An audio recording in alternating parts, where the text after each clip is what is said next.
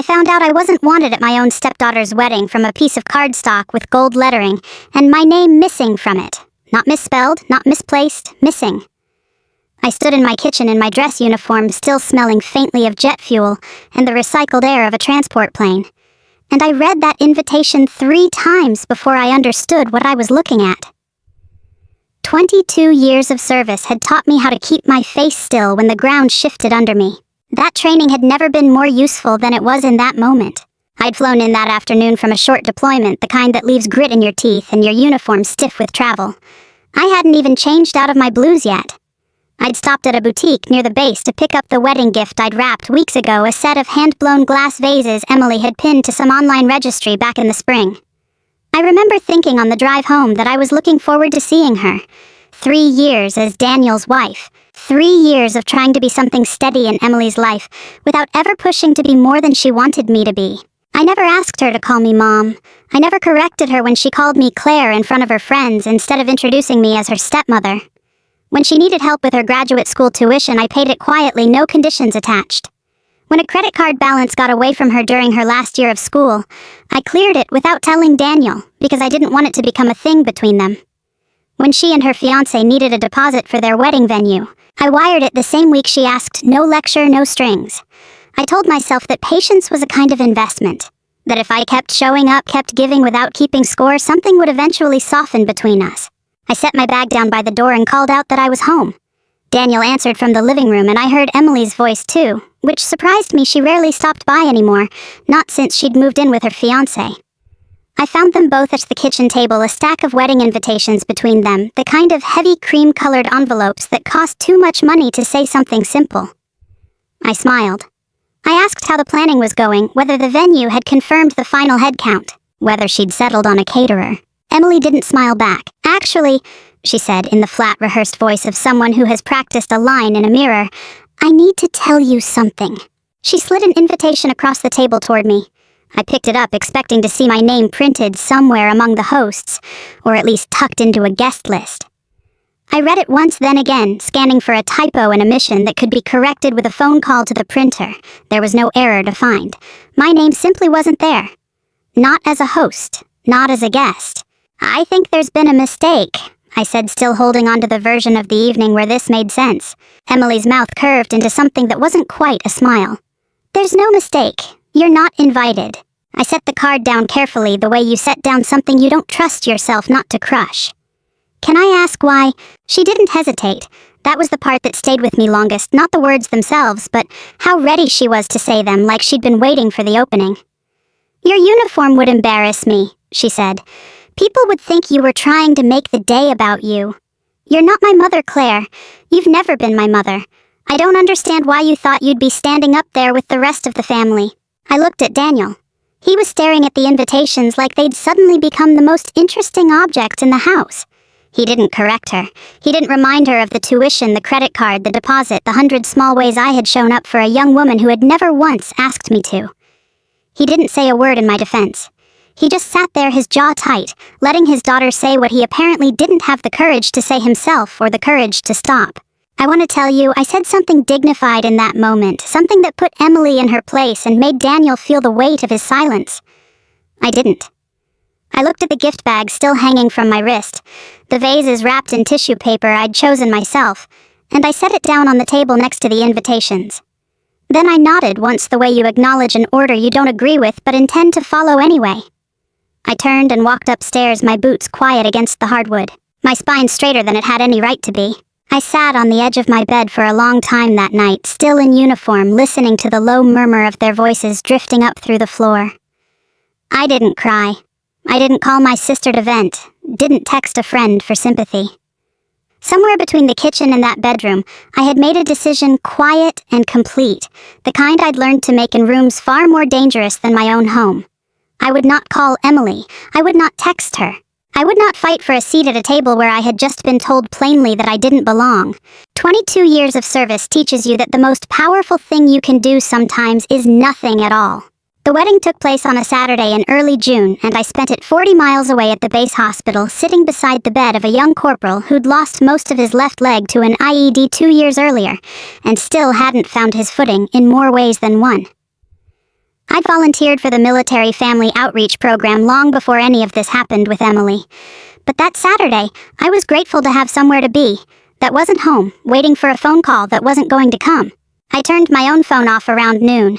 I didn't need to see it to know what was happening. I could picture it well enough: the white folding chairs, the string quartet. Emily had auditioned 3 separate ensembles for the arch of eucalyptus and ranunculus she'd spent months deciding on. I'd heard about all of it in fragments over the past year, back when she still occasionally treated me like family instead of an inconvenience. I sat with the corporal that afternoon, listened to him talk about his physical therapy, brought him a cup of ice chips from the nurse's station, and didn't think about the wedding again until I turned my phone back on that night and found 43 notifications waiting for me. Most of them were from Instagram. Emily had posted throughout the day a steady stream of professionally shot photographs, her walking down the aisle on her father's arm, the 2 of them laughing under the arch, the first dance, the cake cutting. Every caption dripped with the kind of performative joy people reserve for public consumption. Best day of my life. Surrounded by everyone who matters. Family means everything. I scrolled through maybe 30 photographs before I stopped counting. I wasn't in a single one. That on its own I could have accepted. I hadn't been there after all. What caught in my chest was something else. A friend of Emily's had commented on one of the group photos something innocent. "Where's your stepmom? Thought she'd be there?"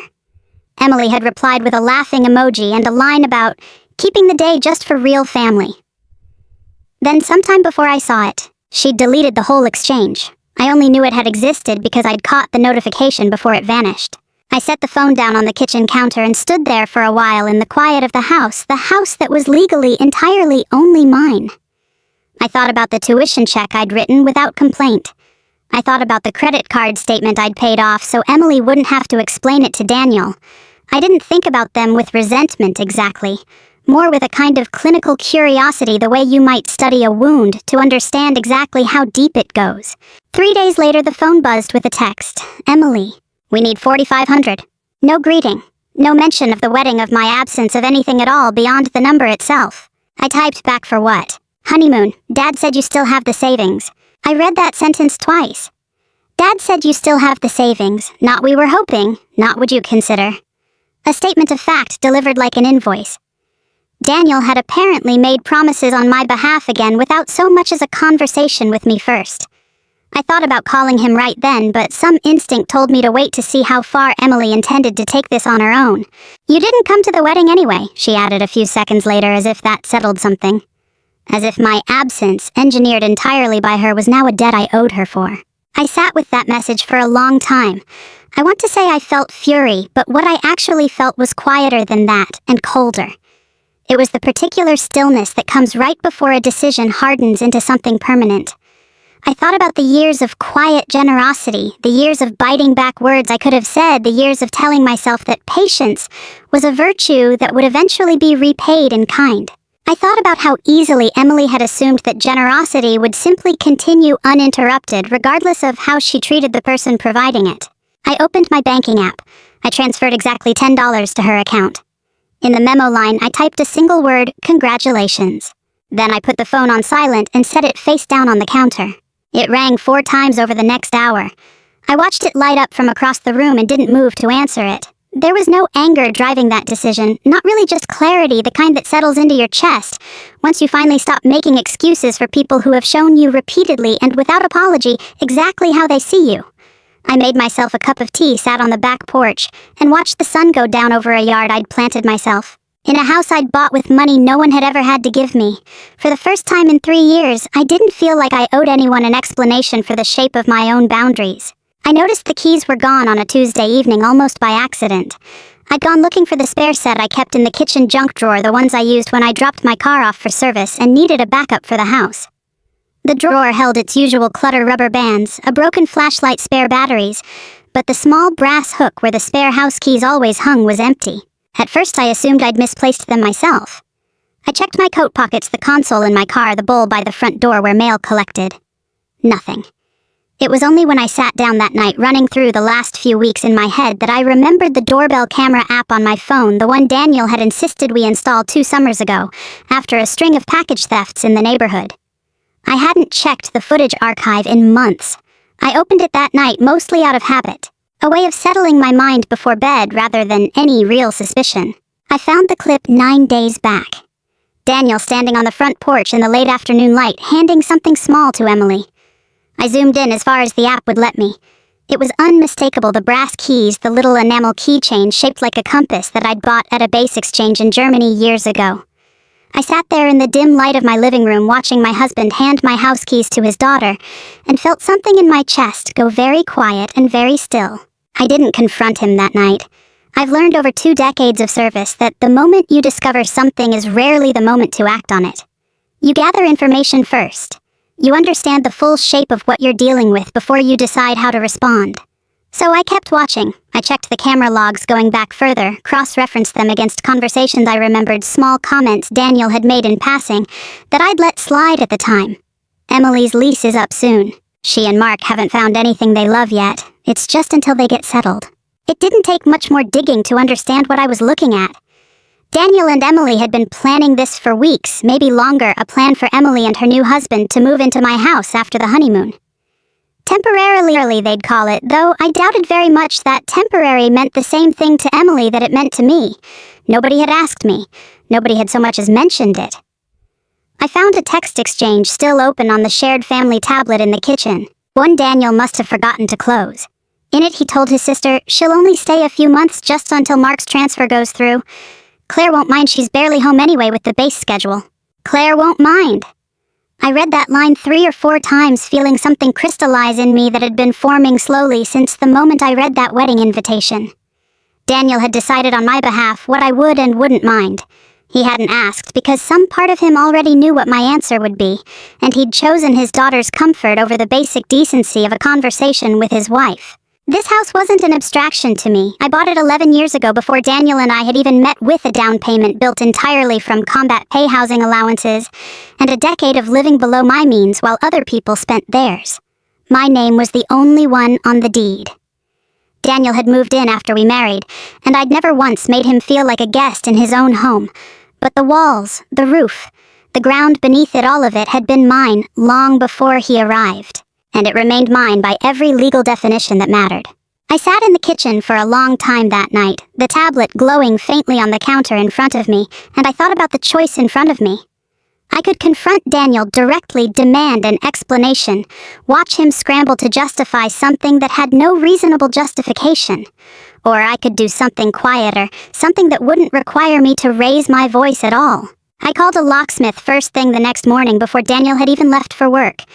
By early afternoon, every lock in the house had been changed: front door, back door, garage. I reprogrammed the keypad code myself, something I'd learned to do the first year I owned the place, back when I still did most of my own home maintenance out of habit and thrift. I updated the alarm system credentials, removed every fingerprint and access code that wasn't mine, and tested each new lock twice to be sure they held. I didn't call Daniel to tell him what I'd done. I didn't send an angry message laying out everything I'd found. Instead, I wrote a single line on a note card, the kind I used to leave for him when I still believed small gestures of consideration mattered between us, and left it propped against the coffee maker where I knew he'd see it first thing. You should have asked. 4 words. No explanation attached, no threat, no ultimatum. I didn't need any of those things. The locks would say everything the note left unspoken.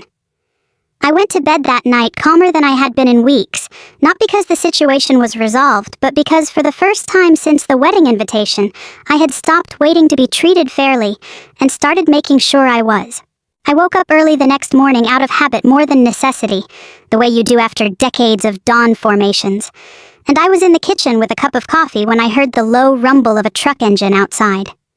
I glanced through the front window and saw a rented moving truck backing into the driveway, wide enough that it clipped the edge of the flower bed I'd put in 2 summers ago. Behind it, Daniel's car pulled up along the curb. I watched from behind the curtain as the truck doors opened. Emily climbed out first, dressed for moving day in leggings and an old college sweatshirt, already directing traffic like she owned the place. Her husband, Mark, came around from the passenger side, and behind them, Daniel's car emptied out one person at a time, Daniel himself, and then, to my mild surprise, Emily's mother, Daniel's ex-wife, who I hadn't seen in person more than a handful of times in 3 years of marriage. The truck bed was stacked with boxes, a mattress wrapped in plastic, a dresser I recognized from photographs of Emily's old apartment. Nobody had called ahead. Nobody had asked whether this was a good day or any day at all. They'd simply decided, the four of them, that this was happening and shown up expecting the house to open for them the way it always had. I stayed in the kitchen and watched through the window as Emily walked up to the front door, keys in hand, the same brass keys I'd watched Daniel hand to her on the porch camera footage 9 days earlier. She slid the key into the lock and turned it. Nothing happened. She frowned, tried again, jiggling the handle the way people do when they assume the problem is mechanical rather than intentional. Daniel came up behind her and tried his own key. I watched his face shift from confusion to something closer to understanding, as his key failed to turn as well. He looked up at the house, and I imagine he was doing the math, connecting the note he must have found on the coffee maker that morning to the sudden failure of every key he owned. I walked to the front door myself and pulled up the video feed on my phone, instead of opening it right away, watching them through the small screen before I decided to engage at all. Emily's voice came through, clearly sharp and rising. "Open the door," she called out, banging her palm against the wood. Daniel's voice followed, lower, tighter. "Claire, don't do this. Not like this, not in front of everyone." I opened the door myself then, standing in the frame with my arms loosely crossed, dressed simply, no uniform, nothing performative about the moment at all. Just me, standing in the doorway of my own house, looking at 4 adults who had shown up expecting to move in without so much as a conversation. "This is my house," I said, keeping my voice, even the same voice I used when briefing soldiers on something they didn't want to hear, but needed to understand clearly. Emily's face flushed red. "Dad promised us we could stay here. We don't have anywhere else to go yet. The apartment fell through last week." "He promised you something he doesn't own," I said. "I understand that's not the answer you were hoping for, but it's the truth." She stepped closer, and for a moment I thought she might actually try to push past me into the house. "You can't do this. This is insane. We have nowhere else to go, and you're going to stand here and act like some kind of landlord in your own family's life." "I'm not acting like anything," I said. "I'm telling you clearly one time so there's no confusion later. No one is moving into my house today. Not you, not Mark, not anyone." Daniel stepped forward, his voice pleading now instead of angry. "Claire, please, can we just talk about this inside like adults without doing it out here on the porch?" I looked past him at the small cluster of neighbors who'd begun to gather at the edge of their own lawns, drawn by the sound of raised voices and the sight of a moving truck parked crooked in my driveway. Mrs. Alvarez from 2 doors down stood on her porch, arms crossed, watching with the particular attentiveness of someone who intended to discuss this over coffee with the rest of the block by nightfall. I didn't care. I'd spent 22 years learning not to flinch under scrutiny, and I wasn't going to start now in my own front yard over a conversation Daniel should have had with me weeks ago. Emily's composure cracked entirely then. She turned and slammed both palms against the door, the sound sharp and hollow against the wood, her voice climbing into something close to a shriek. "You're doing this on purpose. You're trying to humiliate me." "I'm not doing anything to you," I said quietly. "I'm simply not doing something for you. There's a difference, and I think if you're honest with yourself, you already know that." The truck driver, a young man who'd clearly been hired for the day and had no stake in any of this, shifted uncomfortably by the truck, glancing between the house and his phone, as if calculating how quickly he could get paid and leave. Mark stood a few feet back from Emily, silent, his expression somewhere between embarrassment and disbelief, a man clearly realizing in real time that he'd married into something far more complicated than he'd understood. I didn't invite anyone inside. I didn't raise my voice again. I simply stood in the doorway, steady and unmoving, until Daniel finally put a hand on Emily's shoulder and murmured something too low for me to hear. She shook him off, furious, but she stepped back from the door all the same, breathing hard, staring at me like she was seeing something in me she hadn't expected to find. I let the silence stretch for a moment before I went back inside and returned with a manila folder I'd prepared the night before, back when I first understood what Daniel and Emily had been planning without me. I stepped out onto the porch again, folder in hand, and Emily eyed it warily, the way you'd eye something you already suspected might not go your way. Before anyone says another word, I said, "I want you to see something." I opened the folder and held out the first document, the deed to the house, my name printed alone in the space reserved for ownership. No joint tenancy, no shared title, nothing that suggested this had ever belonged to anyone but me. I'd bought the house 11 years earlier, long before Daniel and I met, using a down payment built from combat pay, and years of living frugally, while other officers spent theirs on cars and vacations. I'd paid it down aggressively every year since, refinancing twice to shorten the term until the balance that remained was small enough that I could have paid it off entirely if I'd wanted to. This has never been a shared asset, I said, handing the deed to Daniel, who took it without meeting my eyes. It was mine before we married, and legally it remains mine now. Nothing about that has ever been a secret. I never hid it from you, Daniel. You simply never asked, and I never thought I needed to explain it because I never imagined you'd promise it to someone else without asking me first. Emily's mother, standing slightly apart from the group, folded her arms and said nothing, though her expression suggested she was recalculating something in real time. Emily herself stared at the paper in her father's hands, like it might rearrange itself into something more favorable if she looked hard enough. I pulled out the second document, the original mortgage paperwork showing the loan taken out solely in my name, the payment history that followed, showing 11 years of consistent on-time payments drawn from my own accounts. I want to be clear about something else, I said, looking directly at Emily now. This house was never something your father contributed to financially. Not the down payment, not a single mortgage payment, not the renovations.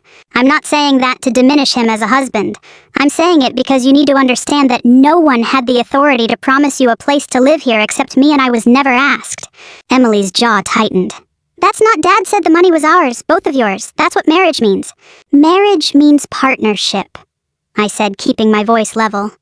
It doesn't mean unilateral decisions made behind my back and then presented to me as settled fact. There's a difference between a shared life and one person spending what belongs to the other without permission. I pulled the last item from the folder, a printed statement from the savings account Emily had asked me to draw the honeymoon money from weeks earlier, the account she and Daniel apparently believed was joint, or at least accessible to the family at large. I held it up so she could see the account holder's name clearly printed at the top. Mine alone, funded entirely by 22 years of military pay deployment incentives and years of disciplined saving that predated my marriage to her father by nearly a decade. This is the account you asked me to pull $4,500 from, I said. This is money I earned serving my country long before you and I ever knew each other existed. Your father never contributed a cent to it. I want you to understand that clearly because I think for a long time you've believed that everything in this house, every dollar available to this family, was simply there for the taking, regardless of where it came from or who earned it. Emily's face had gone pale, the anger draining out of it and leaving something more uncertain behind. She looked at her father, waiting, I think, for him to argue with me to produce some counter-explanation that would restore the version of events she'd believed in. Daniel said nothing. He stood there holding the deed, staring down at it, his shoulders sagging in a way I'd never seen before in 3 years of marriage. Dad, Emily said quietly, her voice smaller now than it had been all morning. Is this true, all of it? Daniel's silence answered her more thoroughly than any words could have. I watched something shift in Emily's expression, a slow, dawning recognition of a truth she'd apparently never had reason to question. Before that, her father had spent years letting her believe things about our finances, our home, our marriage, that simply weren't accurate. He'd let her believe she had a claim to things that had never been his to promise, because it was easier than disappointing her. Easier than being the parent who said no. I closed the folder and held it against my chest. I'm not telling you this to humiliate anyone, I said, my voice softening slightly, though I didn't waver from what I'd come outside to say. I'm telling you because I think it's time everyone in this family operated from the truth instead of assumptions. I've spent years being generous without asking for anything in return, and I don't regret the help I gave you, Emily. What I regret is that somewhere along the way, generosity got mistaken for obligation. Nobody spoke for a long moment. The moving truck driver had wandered further down the driveway, clearly uninterested in whatever family reckoning was unfolding on the porch. Mark stood beside Emily, his hand hovering near her shoulder, without quite touching it, uncertain whether comfort was welcome. Emily's mother finally broke the silence, suggesting quietly that they head back to her place for now, that they could sort out the rest later somewhere that wasn't my front porch. Emily didn't argue. She turned without another word to me, climbed back into the truck's passenger seat, and stared straight ahead through the windshield as Mark pulled the truck out of the driveway, narrowly missing the flower bed a second time. Daniel stayed behind for a moment longer, the deed still in his hand, and for the first time since the wedding invitation had appeared without my name on it, I watched him understand fully and without excuse exactly what his silence had cost. Daniel asked to speak with me alone that evening after the driveway had emptied and the neighbors had drifted back inside their own homes, their curiosity satisfied for the day. I told him he could come in, but I made it clear I wasn't interested in a conversation that circled back to defending what had happened. If he wanted to talk, he needed to be honest all the way through without softening the parts that made him look small. We sat at the kitchen table, the same table where Emily had slid that wedding invitation toward me weeks earlier. Daniel held his hands together in front of him, the way he did when he was working up to something he didn't want to say. I waited. I'd learned patience in rooms far more hostile than my own kitchen, and I wasn't going to fill the silence for him. I didn't want to disappoint her, he finally said. Emily's had a hard few years. The wedding, the job search before that Mark's transfer situation. I just kept thinking if I could make one thing easier for her, I would. And somewhere along the way, I started promising things without really thinking about whether they were mine to promise. At whose expense? I asked. He opened his mouth, then closed it again. I watched him search for an answer that didn't exist because there wasn't one that didn't eventually land back on me. My house. My savings. My absence from a wedding his daughter had orchestrated without a second thought for how it would feel on my end. Daniel had spent years positioning himself as the peacekeeper in our house, the one who avoided conflict at all costs. And I understood now that peace for him had always meant my silence, not his own honesty. I don't have a good answer for that, he admitted finally. No, I said, I don't think you do. I reached into the drawer beside me and pulled out an envelope I'd prepared 2 nights earlier, back when the shape of this conversation had already become clear to me, even before the moving truck showed up in the driveway. I slid it across the table toward him. He opened it slowly, and I watched his face change as he read the papers inside a formal request for legal separation, drafted cleanly without accusation, without anything designed to punish him, beyond the simple, unavoidable truth of what it meant. Claire? He said, his voice cracking slightly. Please, can we talk about this? I know I made mistakes, but this feels extreme. I don't think it's extreme, I said. I think it's honest. I spent 22 years serving my country, Daniel. I've been shot at, I've buried friends, I've missed birthdays and holidays and ordinary Tuesday nights because my country asked me to, and I never once complained about the cost of that service, because I believed in what I was doing. I won't spend the rest of my life funding disrespect in my own home. Not from Emily and not from you. He didn't argue with me. I think somewhere underneath the shock he understood that I was right, even if understanding it didn't make it easier to hear.